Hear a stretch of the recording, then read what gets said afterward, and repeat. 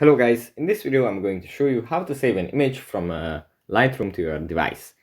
But before that, don't forget to subscribe and leave a comment down below, because at 10,000 subscribers I'm going to show you my whole YouTube revenue statistics and growth strategy. So without further ado, let's just jump right into it. First we have to open up the Lightroom app. It usually opens up in the gallery, and from the gallery we have to select the picture that we want to edit. Let's say it's this one. After tapping on the picture, and after it loads, we can start the editing process however we like.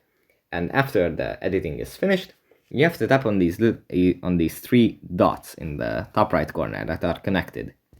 We tap on these, and then we have to find the save copy to device option. If we tap on this, then a copy of the image is going to be saved to our device, and we are going to be notified that we can find this image in our gallery.